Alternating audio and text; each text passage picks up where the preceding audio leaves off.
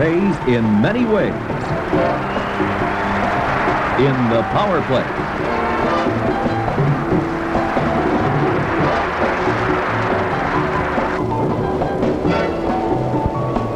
Raw power.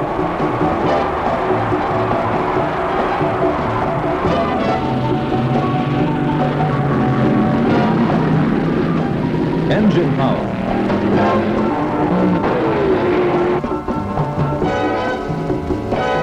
Precision power.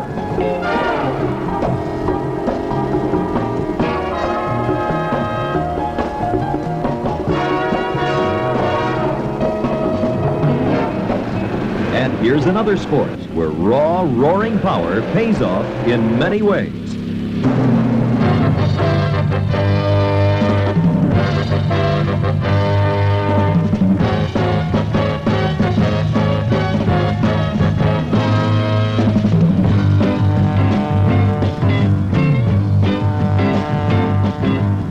This is a tractor pull, a sport that's booming in popularity throughout the land. A uniquely rural contest that can be anyone's spectator sport. Of course, years back, no one thought much about a tractor except as a replacement for a plow horse. But when rubber-tired tractors made the scene in the early 30s, Barney Oldfield introduced the sport of tractor racing and set a record of 67 miles per hour.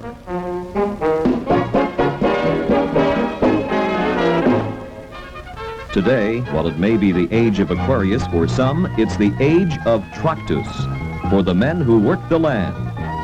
Tractus, the Latin base for our words tractor and traction. Traction, that takes power and balance at the drive wheels. Great roaring power from the throbbing engine. Big pull power at the hitch.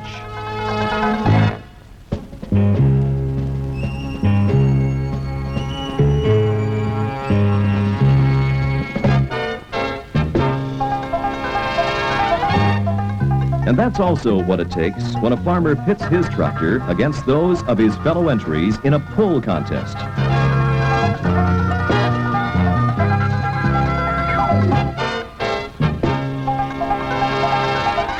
We've had tractor pulls in one form or another since the late 1930s.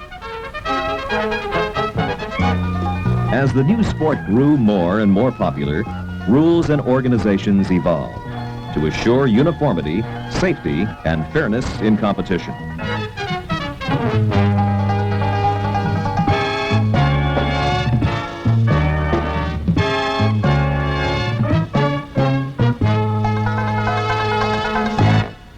We asked Ed Hart about some of the rules.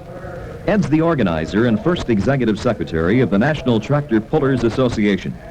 He's a farmer who's been with tractor pulling for a long time. I'd like to know just a little bit about the history of tractor pulling. How did it all start? It all started some 31 years ago in two different towns, by the way, Vaughnsville, Ohio, and Bowling Green, Missouri.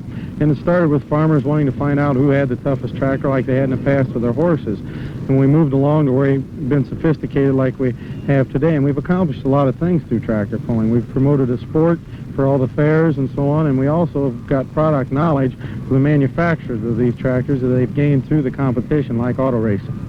The spectators certainly have a lot of fun watching, and I'm certain the participants out there have just as much fun. Could you tell us a little bit about the rules? How do you determine a winner?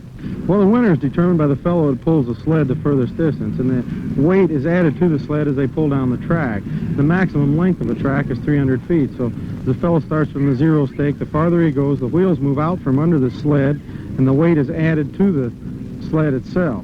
And the further they go, the harder it pulls, and the fellow that pulls it the furthest is the winner. Now, there's a pace tractor, is there not, that determines if the participants are traveling too fast? They are limited to a certain miles per hour? Right. Our stock block tractors are limited to 6 miles an hour, where our modified tractors go 8 miles an hour. And the pace tractor moves out at this speed, and the driver of the competing tractor cannot pass the pace tractor. Now, you mentioned modified and stock classes. You've also got some weight divisions that you have to qualify for. Is that right? Right. Each division has its weight classifications. There are 5,000 pounds, 7,000 pounds, 9,000 pounds, 12,000, and 15,000 is a heavyweight. Could you tell us a little bit about your organization, the National Tractor Pullers Association? It's a National Tractor Pullers Association, an organization of competing members all over the country, and our purpose is to establish rules. And safety is our prime concern, and we work very closely with the National Safety Council and the ASAE people. By the early 1970s, 1 million people yearly were turning out to see one of the 1,500 sanctioned pulls, in which a total of 6,000 contestants was entered.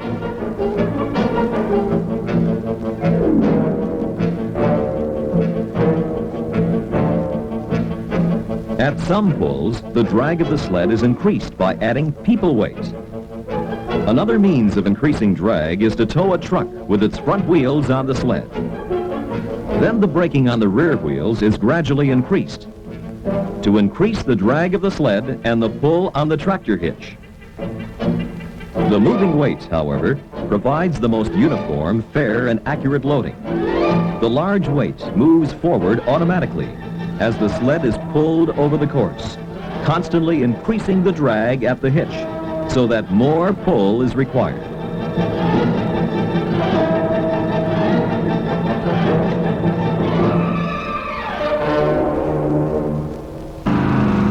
And what's the tractor class for this? Invariably, the pulls have classes for the modifieds, with engines from airplanes, from Army tanks, any engine with plenty of roaring power that can be adapted. Crowds are getting bigger every year. Crowds at pulls at county fairs.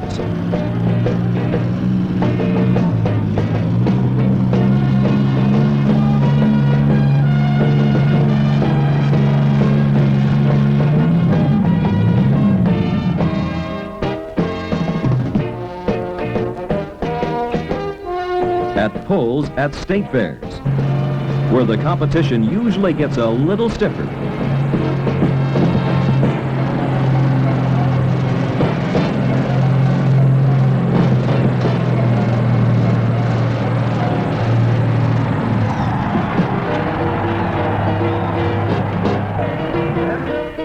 Pulls at national meets, like the one at Farm Fest USA, a big international trade show in a salute to world agriculture that drew up to 40,000 visitors each day. There, the Grand National Tractor Pull had entries from the Appalachians to the Rockies, and from Canada as well.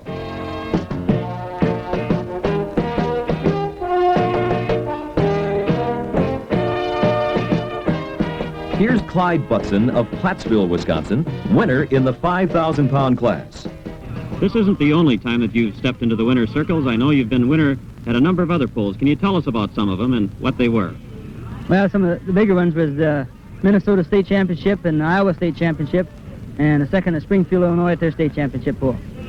How many pulls do you enter in a season? About 35 this summer we have been due. I know that this tractor's putting out a little bit more than what the manufacturer rates it at. Could you give us an idea of how many cubic inches this engine has and what the horsepower is that it's turning out? It's a 301 cubic inch. It's turned out between 300 and 400 horse. We've never run out of power with it yet. Then there is the Super Bowl of the Tractor Pulls, a feature attraction held each year at the National Farm Machinery Show in Louisville, Kentucky. Here's where the top pullers gather to pit their skill and tractors against each other. 20,000 people thrill to the action on each of 3 power-packed nights. And these are nights that follow hours of careful tuning up. And even then, at Louisville, as at other pulls, the moment of truth taxes the best of power equipment.